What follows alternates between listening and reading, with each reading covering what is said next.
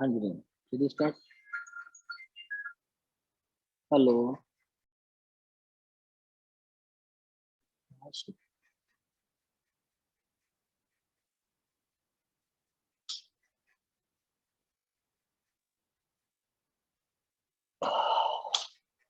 हाँ जी last lecture आप पढ़ रहे सी प्राइमरी इंडस्ट्रीज पढ़ा सीगा।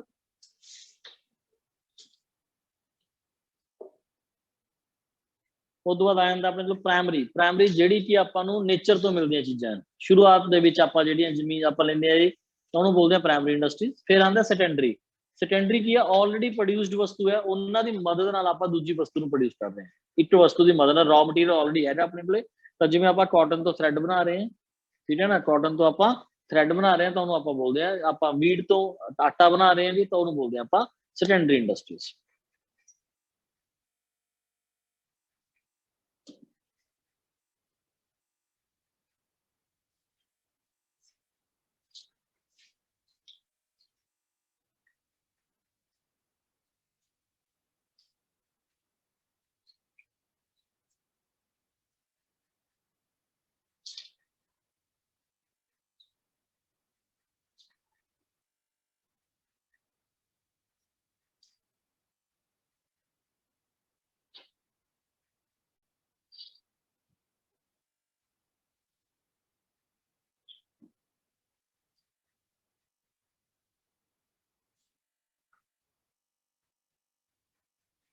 Under the secondary industry, new products are manufactured by using the previously produced things. For example, producing cotton is a primary industry and manufacturing cloth out of the cotton is a secondary industry.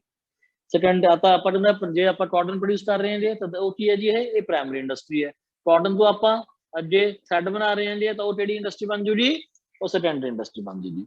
ਇਸ ਅੰਦਰ ਹੈ manufacturing industry. The manufacturing industry means that industry wherein the raw material and semi finished material are used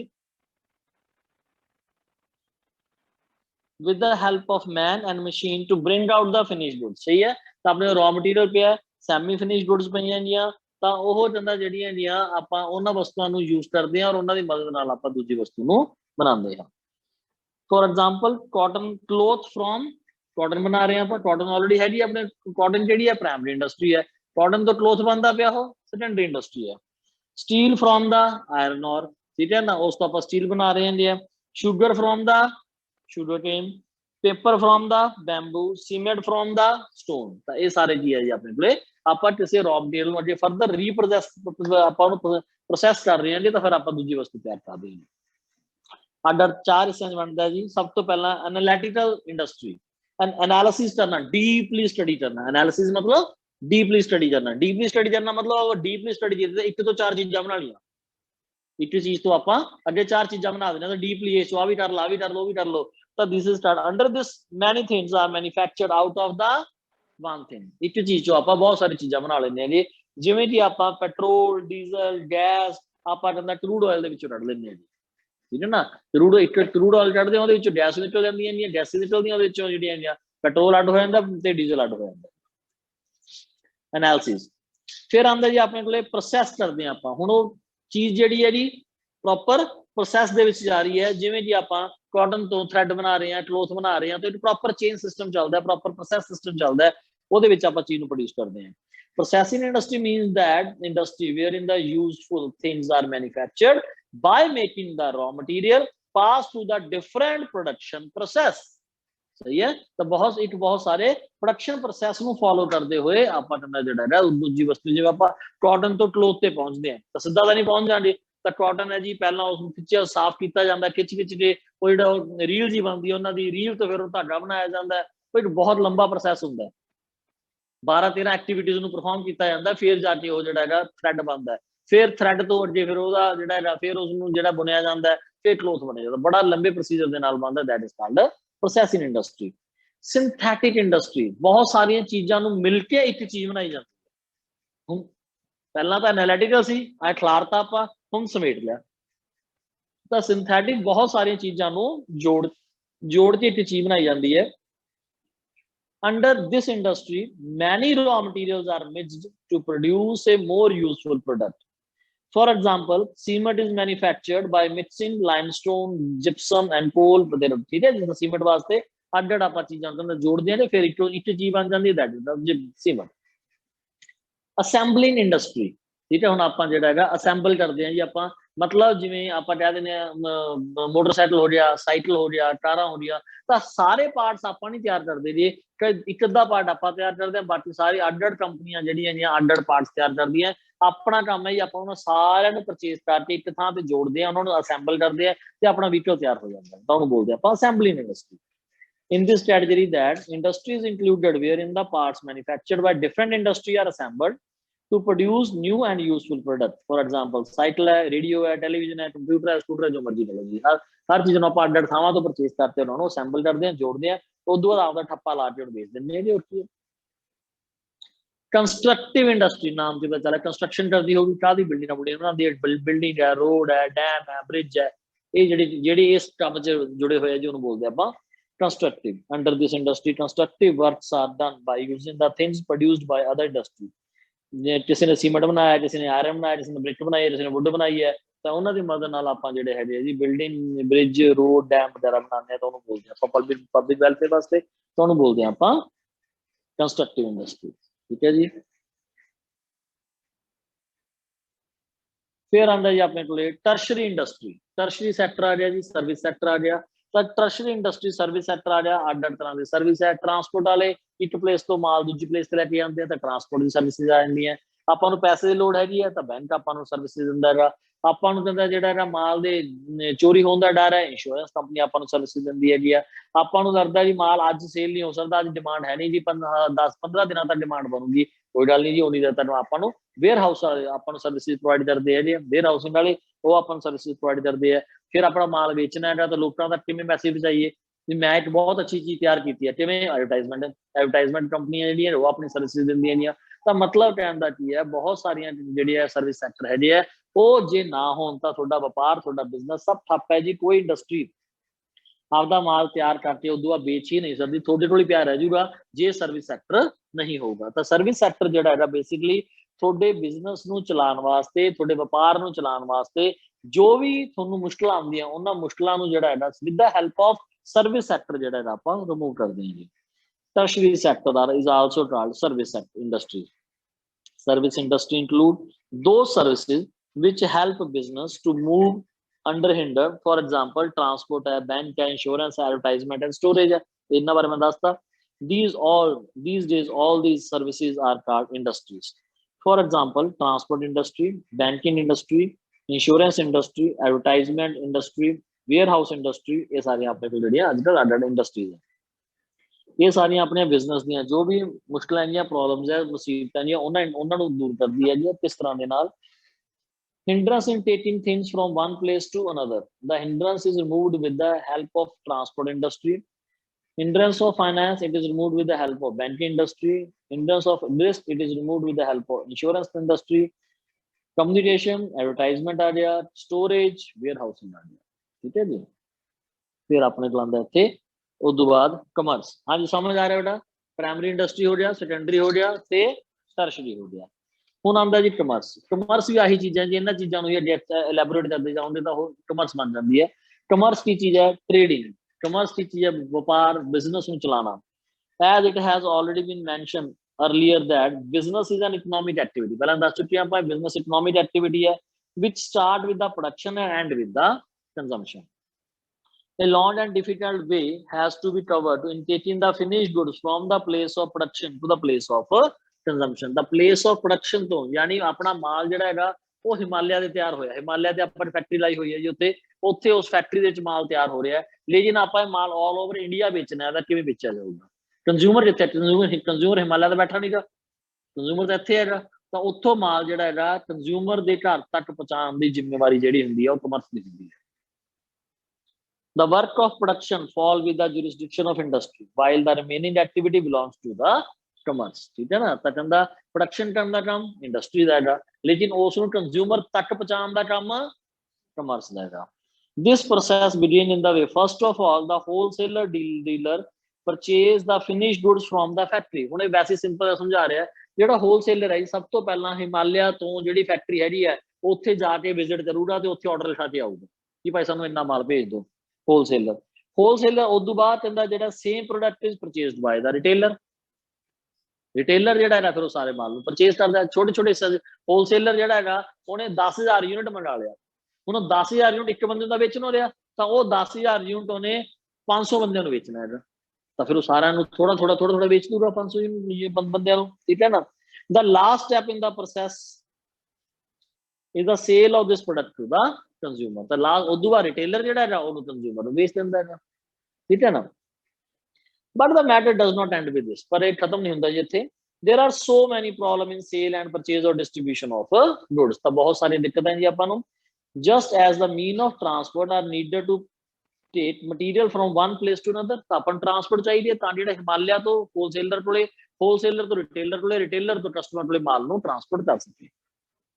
insurance ਹੁਣ ਮੇਰਾ ਮਾਲ ਹਿਮਾਲਿਆ ਤੋਂ ਆ ਰਿਹਾ, ਜੇ ਮਾਲ ਨੁਕਸਾਨ ਹੋ ਗਿਆ ਫਿਰ, ठीक है ना, जे चोरी हो गया, मीट खराब हो गया, फिर प्रॉब्लम आ जूगी तो फिर सानू भाई जरा इस चीज़ का डर है जी बहुत ज्यादा कॉस्टली माल हैगा, इस करके इस माल का इंश्योरेंस कराना जरूरी है। तो इंश्योरेंस कंपनी आ जाती है फिर अपने को इंश्योरेंस वास्ते। Insurance is needed for safety of the material, cell purchase of material. ਹੁਣ ਮੈਨੂੰ ਮਾਲ ਇੰਨਾ 10,000 ਯੂਨਿਟ ਪਰਚੇਜ਼ ਮੈਂ ਕਰੀ ਬੈਠਾਂਗਾ, ਹੁਣ 10,000 ਯੂਨਿਟ ਪਰਚੇਜ਼ ਕਰਨ ਵਾਸਤੇ ਐਡੀ ਵੱਡੀ ਅਮਾਉਂਟ ਪੈਸਾ ਕਿੱਥੋਂ ਲਿਆਉਂਗਾ ਮੈਂ, ਤਾਂ ਉਹ ਮੈਨੂੰ ਬੈਂਕ ਫਾਈਨੈਂਸ ਦਊਗਾ। ਤਿੰਨ ਚੀਜ਼ਾਂ ਹੋ ਗਈਆਂ ਬੇਟਾ, ਟਰਾਂਸਪੋਰਟ ਹੋ ਗਿਆ ਜਿਹੜਾ ਹਿਮਾਲਿਆ ਵਾਲੇ ਕੰਪਨੀ ਤੋਂ ਮਾਲ ਚੱਕ ਕੇ ਲਿਆਊਗਾ, दूसरा मैनू जो है इस बैंक फाइनेंस देने को तैयार बैठा है, इंश्योरेंस कंपनी जी मेरा माल जो है इंश्योरेंस करने तैयार बैठी है। हुण माल जो है जी रिटेलर को पहुंच रहा या होलसेलर को पहुंच रहा, होलसेलर को पहुंच रहा, रिटेलर को पहुंच रहा। हुण कस्टमर लऊ किवें, तो जो तक कस्टमर को अवेयरनैस नहीं होगी, जो तक कस्टमर को नॉलेज नहीं होगी कि जी इहो जिहा माल मार्केट च अवेलेबल है, जो तक तुसीं कस्टमर को इस चीज़ बारे नहीं दसोगे उदों तक कस्टमर जो है उसनूं परचेज नहीं करेगा। और ये काम कौन करेगा, एडवर्टाइजमेंट कम्युनिकेशन इंडस्ट्री करेगी। फिर उस बाद आपा माल होलसेलर तो रिटेलर को चला गया, हुण रिटेलर ने भी माल परचेज कर लिया, पर यह तो है नहीं रिटेलर हथों हथ नाल दे उस दिन माल बेच दूगा। रिटेलर का माल परचेज कर लिया, हौली हौली करते माल सेल करूगा। तो यह जो माल हौली सेल किया जा रहा रिटेलर द्वारा, वो जो माल है जी वो उन्नी देर तक आपको स्टोर करना पड़ेगा ताकि आप हौली माल बेच सकीए। तो रिटेलर द्वारा जो स्टोर करने का प्रोसीजर है कौन देगा आपको, वेयर हाउस इंडस्ट्री दी। तो आ सारी चीज़ां जिहड़ियां जी ये आपां commerce in this way commerce जिहड़ी है जी वो include the purchase and sale of the things and activity related to removing all the difficulty in connection with them। the following diagram show करती है जी प्रोडक्शन है जी है, उदों purchase and sale activity commerce करती है जी, उदों प्लेस ऑफ कंजम्पशन तक माल पहुंचाया जाता है। फिर इन्होंने अगे आप दो हिस्से वंडिया, trade and ancillary to trade, ठीक है। ट्रेड के ट्रेड दे विच की आ जांदा, व्यापार दे विच trade means buying and selling of goods or services with the purpose of getting profit। in other words, trade means exchange of goods and services for the purpose of mutual profit of both the buyer and the seller। यानी trade किया wholesaler तो retailer वाल में माल भेजना। those who perform these activity are called the trader। trade can be carried on the smallest as well as the largest scale। for example, if an individual sell his goods on a handicraft, it is also trade। some small shops being run in the street are also a part of trade। मतलब इतने ready तो लैके टाटा बिरला सब trade है, छोटे से छोटे level बड़े से बड़ा लेवल सब ट्रेड है। इन वजह से मंडा होम ट्रेड है ते फॉरेन ट्रेड है। होम ट्रेड दे विच की आ जांदा जी, home trade when the buying and selling of things take place within the national boundaries, it is called home trade। the home trade of the types of home trade are as under local trade। local trade is limited to some villages, town or district। this trade include things of daily use। तो आप local trade है शहर के अंदर आप India माल बेचते हैं, local trade है। state पंजाब च माल बेचते हैं, state है। इंटरस्टेट की है पंजाब हरियाणा, हरियाणा दिल्ली, इस तरह एक स्टेट तो दूसरी स्टेट के माल बेचा जाता, तो बोलते हैं आप इंटरस्टेट है। पर अगे डिटेल पढ़ने की लोड़ तो नहीं है भाई, ठीक है जी। फिर ट्रेड दो तरह के हो गए जी, होलसेल ते रिटेलर। होलसेल जो है बल्क के बहुत बड़ी मात्रा के माल जो है परचेज करता है। प्रोड्यूसर जो है फैक्ट्रियां फैक्ट्रियां वाले जो छोटा छोटा माल नहीं रिटेल नहीं करते, वो ਉਹ ਇੱਕ ਵੱਡਾ ਬਲਕ ਦੇ ਵਿੱਚ ਮਾਲ ਸੇਲ ਕਰਦੇ ਆ, ਵੱਡੇ ਯੂਨਿਟ ਦੇ ਵਿੱਚ ਮਾਲ ਸੇਲ ਕਰਦੇ ਆ ਜਿਹੜੇ ਉਹ ਮਾਲ ਕੌਣ ਪਰਚੇਸ ਕਰਦਾ ਹੈਗਾ, ਉਹ ਹੋਲਸੇਲਰ ਪਰਚੇਸ ਕਰਦਾ ਹੈਗਾ। ਤੇ ਹੋਲਸੇਲਰ ਉਹ ਮਾਲ ਜਿਹੜਾ ਹੈਗਾ ਬਹੁਤ ਸਾਰੇ ਨੰਬਰ ਆਫ ਰਿਟੇਲਰਸ ਨੂੰ ਉਹ ਮਾਲ ਜਿਹੜਾ ਛੋਟੇ ਛੋਟੇ ਸੈਗਮੈਂਟ ਦੇ ਵਿੱਚ ਵੰਡ ਦਿੰਦਾ, ਸੇਲ ਕਰਦਾ, ਔਰ ਵਿੱਚੋਂ ਉਹਦਾ ਮਾਰਜਨ ਆਪਦਾ ਐਕਸਟਰਾ ਲੈਂਦਾ ਹੈਗਾ, ਉਹਨੂੰ ਬੋਲਦੇ ਆ ਪ੍ਰੋਫਿਟ। ਰਿਟੇਲਰ ਉਹ ਹੁੰਦਾ ਜਿਹੜਾ ਕਿ ਆਪਾਂ ਮਾਲ ਹੌਲੀ ਹੌਲੀ ਕਸਟਮਰ ਨੂੰ ਵੇਚੀ ਆਊਗਾ, ਉਹਨੇ ਹੋਲਸੇਲਰ ਤੋਂ ਮਾਲ ਕਾਫੀ ਸਾਰਾ ਲੈ ਲਿਆ, ਉਹਨੇ ਆਪਦੇ ਕੋਲ ਸਟੋਰ ਕਰ ਲਿਆ, ਹੁਣ ਉਹ ਜਿਵੇਂ ਜਿਵੇਂ ਕਸਟਮਰ ਡਿਮਾਂਡ ਕਰੂਗਾ ਉਵੇਂ ਉਵੇਂ ਹੌਲੀ ਹੌਲੀ ਜਿਹੜਾ ਇਹਨਾਂ ਨੂੰ ਉਹ ਪੈਸਾ ਉਹਨਾਂ ਨੂੰ ਜਿਹੜਾ ਹੈਗਾ ਉਹ ਵਸਤੂ ਜਿਹੜੀ ਉਹਨਾਂ ਨੂੰ ਪ੍ਰੋਵਾਈਡ ਕਰਦਾ ਰਹਿੰਦਾ ਹੈ ਰਿਟੇਲਰ। ਫੋਰਨ ਟ੍ਰੇਡ, ਇੰਪੋਰਟ, ਆਪਾਂ ਫੋਰਨ ਚੋਂ ਮਾਲ ਇੰਪੋਰਟ ਕਰ ਰਹੇ ਹਾਂ ਜੀ। when a businessman of a country buys some goods from the businessman of the another country। export ਕੀ ਹੁੰਦਾ ਹੈਗਾ, ਜਦੋਂ ਆਪਾਂ ਆਪਦੇ ਦੇਸ਼ ਚੋਂ ਦੂਜੇ ਦੇਸ਼ ਚ ਮਾਲ ਵੇਚਦੇ ਆ ਜੀ। ਇਹੋ ਜਿਹੇ ਕੁਐਸਚਨ ਨਹੀਂ ਆਉਂਦੇ ਪੇਪਰ ਚ, ਹਮੇਸ਼ਾ ਆਉਂਦਾ ਰਿਹਾ ਇੰਟਰਪੋਰਟ ਟ੍ਰੇਡ। ਤੂੰ ਦੱਸ ਸਕਦਾ ਬੱਚੇ ਬਿਨਾਂ ਪੜ੍ਹੇ ਇੰਟਰਪੋਰਟ ਟ੍ਰੇਡ ਕਿਹੜਾ ਸੀਗਾ?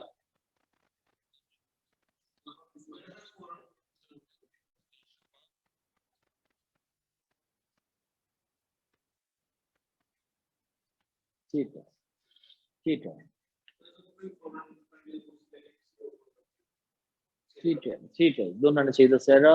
ਤਾਂ ਆਪਾਂ ਜਿਹੜਾ ਹੈਗਾ ਜੀ ਇੰਟਰਪੋਰਟ ਕੀ ਹੁੰਦਾ ਹੈਗਾ, ਇੱਕ ਦੇਸ਼ ਚੋਂ ਆਪਾਂ ਮਾਲ ਪਰਚੇਸ ਕੀਤਾ ਔਰ ਦੂਜੇ ਦੇਸ਼ ਦੇ ਵਿੱਚ ਆਪਾਂ ਮਾਲ ਵੇਚਤਾ ਬਿਨਾਂ ਆਪਦੇ ਦੇਸ਼ ਚੋਂ ਸਮਾਨ ਨੂੰ ਲਿਆਏ। ਹਾਂਜੀ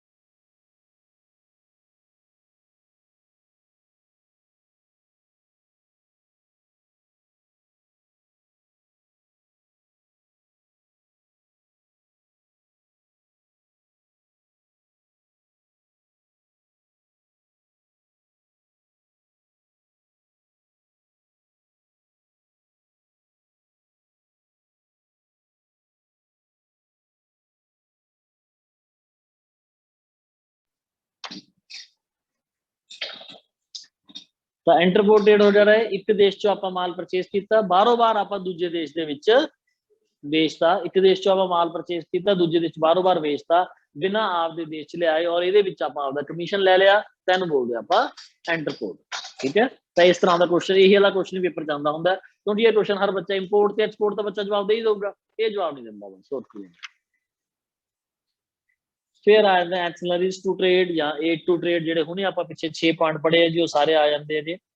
ਤਾਂ ਇਸ ਦੇ ਵਿੱਚ commerce includes not only trade but also various other aid to or subsidiary helping activities, all those activities which are undertaken to overcome the hurdle appearing in the way of trade are called the aid to trade। ਤਾਂ ਕਿਸ ਤਰ੍ਹਾਂ ਦੇ, ਹੁਣ ਹਿਮਾਲਿਆ ਵਾਲਾ ਕਹਿੰਦਾ ਜੀ ਮੈਂ ਮਾਲ ਵੇਚਣਾ, ਕਿਵੇਂ ਵੇਚਾ? ਤਾਂ ਹਿੰਡਰੈਂਸ ਆਫ ਪਰਸਨ, ਮੈਨੂੰ ਬੰਦਾ ਚਾਹੀਦਾ ਹੈਗਾ, ਉਹਦੇ ਵਾਸਤੇ ਆਪਾਂ ਮਿਡਲਮੈਨ ਯਾਨੀ ਹੋਲਸੇਲਰ ਰਿਟੇਲਰ ਬਣਾਏ ਆ ਜੀ। ਹਿੰਡਰੈਂਸ ਆਫ ਪਲੇਸ, ਤਾਂ ਕਹਿੰਦਾ ਜਿਹੜਾ ਹੈਗਾ ਉਸ ਪਲੇਸ ਤੋਂ ਚੱਕ ਕੇ ਕਸਟਮਰ ਦੇ ਪਲੇਸ ਤੱਕ ਮਾਲ ਕਿਵੇਂ ਪਹੁੰਚਾਵਾਂ? With the help of transport. In terms of time, ਮੇਰਾ ਅੱਜ ਜਿਹੜਾ ਮਾਲ ਪ੍ਰੋਡਿਊਸ ਕੀਤਾ ਹੈਗਾ ਅੱਜ ਹੀ ਥੋੜੀ ਸੇਲ ਹੋ ਜਾਊਗਾ, ਉਹਦਾ ਬਹੁਤ ਟਾਈਮ ਲਾਊਗਾ, ਮਹੀਨਾ 2 ਮਹੀਨੇ 4 ਮਹੀਨਾ ਬਾਅਦ ਸੇਲ ਹੋਊਗਾ, ਉਨੀ ਦੇਰ ਤੱਕ ਮਾਲ ਕਿੱਥੇ ਰਹੂਗਾ? Wear house. ਰਿਸਕ, ਹੁਣ ਮੇਰਾ ਰਿਸਕ ਹੈ ਜੀ ਮਾਲ ਛਪਾਇਆ ਪਿਆ ਖਰਾਬ ਹੋ ਜਾਊਗਾ, ਚੋਰੀ ਹੋ ਸਕਦਾ ਹੈਗਾ, ਫਾਇਰ ਹੈ, ਫਲੱਡਸ ਹੈ, ਕੁਛ ਵੀ ਹੋ ਸਕਦਾ ਹੈਗਾ, ਤਾਂ ਫਿਰ ਉੱਥੇ ਇੰਸ਼ੋਰੈਂਸ। ਫਾਈਨੈਂਸ, ਮੈਨੂੰ ਪੈਸੇ ਚਾਹੀਦੇ ਐਡਾ ਵੱਡਾ ਮਾਲ ਪਰਚੇਸ ਕਰਨ ਵਾਸਤੇ, ਔਨ ਦਾ ਸਪੌਟ ਮੈਨੂੰ ਪੈਸੇ ਹੈ ਨਹੀਂ ਗੇ। ਬੈਂਕਿੰਗ। ਇਨਫੋਰਮੇਸ਼ਨ, ਮੈਨੂੰ ਇਨਫੋਰਮੇਸ਼ਨ ਜਿਹੜਾ ਹੈਗਾ ਉਹ ਕਸਟਮਰ ਨੂੰ ਇਨਫੋਰਮੇਸ਼ਨ ਨਹੀਂ ਮਿਲੂਗੀ ਤਾਂ ਕਸਟਮਰ ਪਰਚੇਸ ਕਿਵੇਂ ਕਰੂਗਾ? ਤਾਂ ਉਹ ਐਡਵਰਟਾਈਜ਼ਮੈਂਟ। ਸਹੀ ਹੈ ਜੀ, ਤਾਂ 1 ਬਾਏ 1 ਇਹਨਾਂ ਦੇ ਨਾਲ ਚੱਲਦੇ ਆ ਜੀ। middleman, there are the limited number of producers of any product while the consumers are unlimited। ठीक है, the number producer थोड़े होंगे रहे, consumer unlimited है। It is not possible to consumers to purchase goods directly from the producer. This is the first problem in sale and purchase of the goods is called hindrance of person. और इहदे वास्ते wholesaler है, retailer है, तो थल्ले उहदे वास्ते तुहानूं आपां लाइन जी दित्ती होई है, producer पहला माल तैयार करदा है, फिर वो wholesaler नूं दिंदा है, wholesaler retailer नूं दिंदा है, retailer customer को पहुंचाएगा. Transport and communication. Usually commodities are manufactured in certain specific area while the consumers are not there nearby. ਤਾਂ ਕਹਿੰਦਾ normally ਵਸਤੂਆਂ ਜਿੱਥੇ ਬਣਾਏ ਜਾਂਦੇ ਬਹੁਤ ਬਾਹਰ ਦੇ ਏਰੀਆ ਖਾਲੀ ਏਰੀਆ 'ਚ ਬਣਾਏ ਜਾਂਦੇ ਜਿੱਥੇ ਬਹੁਤ ਸਾਰੀ ਆਪਾਂ ਜ਼ਮੀਨ ਚਾਹੀਦੀ ਹੁੰਦੀ ਹੈ, ਜਿਵੇਂ ਆਪਾਂ ਹਿਮਾਲਿਆ 'ਚ ਬਣਾਤਾ ਜੀ, ਠੀਕ ਹੈ ਨਾ, ਤਾਂ ਉਹ ਕਸਟਮਰ ਤਾਂ ਉੱਥੇ ਹੈ ਨਹੀਂਗਾ, ਤਾਂ ਕਸਟਮਰ ਨੂੰ ਤੱਕ ਉਹ ਮਾਲ ਜਿਹੜਾ ਮਾਲ ਦਾ ਪ੍ਰੋਡਿਊਸ ਹੋ ਰਿਹਾ ਹੁਣ ਆਪਣੀ ਫੈਕਟਰੀ 'ਚ ਪਿਆ ਹੈਗਾ, ਤਾਂ ਕਸਟਮਰ ਤੱਕ ਕਿਵੇਂ ਪਹੁੰਚੂਗਾ, ਤਾਂ ਉਹ ਪਹੁੰਚੂਗਾ with the help of transport. In other words, producer and consumer are far away from each other geographically. There is one more hindrance in trade. This hindrance relates to the transportation of goods from place of production to the place of consumption. This hindrance can be eliminated with the help of transport. With the help of transport, commodities can be carried from their place of production to place where they are required. कि जिथे लोड़ है जी उत्थे तक पहुंचाई जांदी है. फिर अपने कोले अच्छा नाल ही है. The other aspect of hindrance of place is that producer and the purchaser are scattered. The problem which arise as is to how to finalize the deal of sale and purchase. ਹੁਣ ਹੋਰ ਮੈਂ ਤੁਹਾਨੂੰ ਕੀ ਦੱਸ ਰਿਹਾ ਜੀ, ਪਰ ਜਿਹੜਾ wholesaler ਹੈ ਉਹ ਹਿਮਾਲਿਆ ਜਾਊਗਾ, ਉੱਥੇ ਜਾ ਕੇ ਫੈਕਟਰੀ ਦੇ ਵਿੱਚ ਜਿਹੜਾ ਹੈਗਾ ਆਰਡਰ ਦਊਗਾ, ਜ਼ਰੂਰੀ ਥੋੜੀ ਹੈ ਫੋਨ ਤੇ ਦੇ ਦੂਗਾ, ਇੰਟਰਨੈਟ ਤੇ ਦੇ ਦੂਗਾ, ਤਾਂ ਇਹ ਕੀ ਹੈ ਜੀ ਕਮਿਊਨੀਕੇਸ਼ਨ ਹੈਗਾ, ਠੀਕ ਹੈ ਨਾ, ਫੋਨ ਤੇ ਦੇ ਸਕਦਾ ਹੈਗਾ ਜਾਂ ਹੋਰ 100 ਤਰੀਕੇ ਆ ਜੇ ਫੈਕਸ ਕਰ ਸਕਦਾ ਹੈਗਾ, ਤਾਂ ਇਸ ਤਰ੍ਹਾਂ ਦੇ ਨਾਲ ਉਹ ਆਪਦੇ ਉੱਥੇ ਜਾਏ ਬਿਨਾਂ ਵੀ ਮਾਲ ਦਾ ਆਰਡਰ ਦੇ ਸਕਦਾ ਹੈਗਾ, ਤਾਂ ਉਹ ਕਹਿੰਦਾ ਕੀ ਹੈ ਜੀ ਉਹ ਕਮਿਊਨੀਕੇਸ਼ਨ ਤੋਂ ਬਿਨਾਂ ਵਪਾਰ ਨਹੀਂ ਚੱਲਦੇ, ਬਾਰ-ਬਾਰ ਥੋੜੀ ਜਾਂਦਾ ਰਹੂਗਾ, ਇੱਕ ਵਾਰ ਮਾਲ ਦੇ ਕੇ ਆਇਆ ਬਸ ਦੈਟਸ ਓਕੇ, ਉਸ ਤੋਂ ਬਾਅਦ ਆਰਡਰ ਹੀ ਦੇਣਾ ਆਪਾਂ. Warehousing है रहे, usually there is a big gap of time between the manufacturing of goods and the consumption of goods, और उन्नी देर तक माल जिहड़ा हैगा ਆਪਾਂ ਬਾਹਰ ਨਹੀਂ ਛੱਡ ਸਕਦੇ ਜੀ, ਇਸ ਕਰਕੇ ਵੇਅਰ ਹਾਊਸ ਬਣਾਉਂਦੇ ਆਪਾਂ ਬਸ. ਬਾਕੀ ਤੁਸੀਂ ਪੜ੍ਹਦੀ ਹੋਏ ਸੀ, ਜੇ ਕੋਈ ਦਿੱਕਤ ਆਏ ਤਾਂ ਮੈਨੂੰ ਦੱਸੀ ਚੱਲਿਓ, ਕੱਲ ਮੈਂ ਮੰਡੇ ਪੜ੍ਹਾ ਦੂੰਗਾ ਫਿਰ ਮੈਂ ਅੱਗੇ. Insurance, whatever be the scale of business, large or small, at the time of storage, transporting of the goods from one place to another, ਚਾਹੇ ਆਪਣਾ ਮਾਲ ਜੜਾਉਣ 'ਚ ਪਿਆ, ਚਾਹੇ ਆਪਣਾ ਮਾਲ ਟਰਾਂਸਪੋਰਟ 'ਤੇ ਪਿਆ, ਜਿੱਥੇ ਮਰਜ਼ੀ ਹੈ ਜੀ ਮਾਲ ਦੇ ਜਿਹੜੇ ਖਰਾਬ ਹੋਣ ਦੇ ਚਾਂਸਸ ਤਾਂ ਬਣੇ ਰਹਿੰਦੇ ਆ, ਇਸ ਡਰ ਦੇ ਮਾਰੇ ਅਸੀਂ ਇੰਸ਼ੋਰੈਂਸ ਕਰਵਾਉਂਦੇ ਹਾਂ ਉਸਦਾ. ਬੈਂਕਿੰਗ, ਸਾਨੂੰ ਪੈਸਾ ਚਾਹੀਦਾ ਹੈਗਾ, ਅਸੀਂ ਸਾਡਾ ਮਾਲ ਸੇਲ ਤਾਂ ਹੌਲੀ ਹੌਲੀ ਹੋਊਗਾ, ਪਰ ਪਰਚੇਜ਼ ਅਸੀਂ ਨਾਲ ਦੀ ਨਾਲ ਕਰਨਾ ਹੁੰਦਾ ਹੈਗਾ, ਸੇਲ ਉਧਾਰ ਹੁੰਦਾ ਹੈਗਾ, ਪਰਚੇਜ਼ ਕੈਸ਼ ਹੁੰਦਾ ਹੈਗਾ, ਇਸ ਕਰਕੇ ਆਪਾਂ ਜਿਹੜਾ ਹੈਗਾ ਪੈਸਾ ਆਪਾਂ ਨੂੰ ਬਹੁਤ ਜ਼ਿਆਦਾ ਮਾਤਰਾ ਚਾਹੀਦਾ ਹੈਗਾ, ਪਰ ਇੰਨਾ ਪੈਸਾ ਅਸੀਂ ਆਪਦੇ ਪੱਲਿਓਂ ਨਹੀਂ ਦੇ ਸਕਦੇ ਜੇ, ਤਾਂ ਬੈਂਕ ਆਪਾਂ ਨੂੰ ਲੋਨ ਫੈਸਿਲਿਟੀ ਪ੍ਰੋਵਾਈਡ ਕਰਾਉਂਦਾ ਹੈ, ਬੈਂਕ ਓਵਰਡਰਾਫਟ ਹੁੰਦਾ ਹੈ, ਕੈਸ਼ ਕ੍ਰੈਡਿਟ ਹੁੰਦਾ, ਬਹੁਤ ਸਾਰੀਆਂ ਫੈਸਿਲਿਟੀਆਂ ਹੁੰਦੀਆਂ ਨੇ. ਐਡਵਰਟੀਜ਼ਮੈਂਟ ਬਾਰੇ ਪਤਾ ਹੈ ਜੀ, ਕਸਟਮਰ ਜਿਹੜਾ ਹੈਗਾ ਜੀ ਉਹ ਆਪਾਂ ਉਦੋਂ ਤੱਕ ਅਵੇਅਰ ਨਹੀਂ ਹੋਊਗਾ ਜਦੋਂ ਤੱਕ ਆਪਾਂ ਨੂੰ ਐਡ ਨਹੀਂ ਦੇਵਾਂਗੇ, ਟੀਵੀ ਤੇ ਐਡ ਦੇਵਾਂਗੇ, ਨਿਊਜ਼ਪੇਪਰ 'ਚ ਦੇਵਾਂਗੇ, ਪੈਂਫਲੇਟ 'ਚ ਆਪਾਂ ਨੇ, ਰੇਡੀਓ 'ਤੇ ਦੇਵਾਂਗੇ, ਇੰਟਰਨੈਟ ਤੇ ਦੇਵਾਂਗੇ, 100 ਤਰੀਕੇ ਐਡ ਦੇ ਦਿੰਦੇ ਆਪਾਂ ਨੂੰ ਜਿਹੜਾ ਹੈ ਕਸਟਮਰ ਤੱਕ ਆਪਦੀ ਗੱਲ ਪਹੁੰਚਾਉਣ ਦੇ. ਤਾਂ ਉਸ ਤਰ੍ਹਾਂ ਜਦੋਂ ਕੰਜ਼ਿਊਮਰ ਅਵੇਅਰ ਹੋਏਗਾ ਫਿਰ ਕੰਜ਼ਿਊਮਰ ਉਸ ਦੀ ਡਿਮਾਂਡ. ਲਓ ਜੀ ਹਾਂ, ਜਿਹੜਾ 3-4 ਦਿਨਾਂ ਤੱਕ ਮੈਂ ਜਿਹੜਾ ਹੈਗਾ ਥੋੜਾ ਟਾਈਮ 6 ਵਜੇ ਕਰ ਦੂੰਗਾ, ਕਿਸੇ ਨੂੰ ਆਬਜੈਕਸ਼ਨ ਤਾਂ ਨਹੀਂ ਹੈ ਬਈ? नो सर हाँ जी, फिर 6 वाला बैच एक बार ਆਪਾਂ ਇਧਰੋਂ ਉਧਰ ਸ਼ਿਫਟ ਕਰ ਦਾਂਗੇ 5 ਵਾਲੇ 'ਚ, ਤੇ ਇੱਕ ਆਪਾਂ ਜਿਹੜਾ ਫਿਰ ਤੁਹਾਡੇ ਵਾਲਾ ਬੈਚ ਆਪਾਂ ਇੱਕ ਆਨਲਾਈਨ ਲਾ ਦਾਂਗੇ. ਅਰੇ ਬੇਟਾ ਉਹ ਤਾਂ 5 ਵਾਲਾ ਬੈਚ ਤਾਂ ਲਾ ਹੀ ਰਹੇ ਆ ਆਪਾਂ, 5 ਵਾਲਾ ਬੈਚ ਤਾਂ ਹੈ ਹੀ ਹੈ ਨਾ, ਇੱਕ ਆਪਾਂ ਵੈਸੇ ਇੱਕ ਆਨਲਾਈਨ ਬੈਚ ਥੋੜੇ ਜਿਹੇ ਅੰਦਰ ਸਟਾਰਟ ਕਰ ਦਾਂਗੇ, ਰਿਵੀਜ਼ਨ ਬੈਚ ਵੀ ਜਿਹੜੇ ਬੱਚੇ ਨੇ ਲਾਣਾ ਉਹ ਵੀ ਲਾ ਲੂਗਾ. 5 ਵਾਲਾ ਬੈਚ ਨਹੀਂ ਬਣ ਜਾਂਦਾ, 5 ਵਾਲਾ ਬੈਚ ਰਹੂਗਾ. ਇਹ ਵੀ ਮੈਨੂੰ ਤਾਂ ਕਰਨਾ ਪੈ ਰਿਹਾ ਹੈਗਾ ਕਿਉਂਕਿ ਹਨੇਰਾ ਹੋ ਜਾਂਦਾ, ਕੁਝ ਬੱਚਿਆਂ ਨੂੰ ਜਾਣਾ ਹੁੰਦਾ ਜਾਂਦਾ, ਹੋਰ ਕੁਝ ਨਹੀਂ ਦਾ, ਅਦਰਵਾਈਜ਼ ਮੈਂ ਕਦੇ ਬੈਚ ਨਹੀਂ ਬੰਦ ਨਹੀਂ ਕਰਦਾ ਸੀ 6 ਵਜੇ ਵਾਲਾ. ਅਦਰਵਾਈਜ਼ ਜੇ ਥੋੜੇ ਟਰਮ 2 ਆ ਜਾਊਗਾ ਤਾਂ ਟਰਮ 2 ਦੇ ਵਿੱਚੋਂ ਵਾਪਸ ਫਿਰ 2-3 ਬੈਚ ਬਣ ਜਾਣਗੇ +1 ਦੇ. ਹਾਂ, ਤਾਂ ਟਰਮ 2 ਚੋਂ ਵਾਪਸ ਫਿਰ 2-3 ਬੈਚ, ਫਿਰ ਆਪਾਂ ਉਸ ਟਾਈਮ ਦੇ ਹਿਸਾਬ ਨਾਲ ਬੈਚ ਬਣਾ ਲਾਂਗੇ ਨਾ. ਫਿਰ ਆਪਾਂ ਜਿਹੜਾ ਇੱਕ ਬੈਚ ਬਣਾ ਲਾਂਗੇ ਦੁਪਹਿਰੇ 12:30 1 ਵਜੇ ਬਣਾ ਲਾਂਗੇ, ਇੱਕ ਬੈਚ ਤਾਂ 12:30 1 ਵਜੇ ਬਣਾ ਦਾਂਗੇ, 5 ਵਜੇ ਤਾਂ ਐਜ ਇਟ ਰਹੂਗਾ, ਠੀਕ ਹੈ. ਤੇ ਇਸ ਤਰ੍ਹਾਂ ਦੇ ਨਾਲ ਆਪਾਂ ਟਾਈਮ ਸ਼ਾਮ ਦਾ ਸੁਬਾਹ ਕਰ ਦਾਂਗੇ.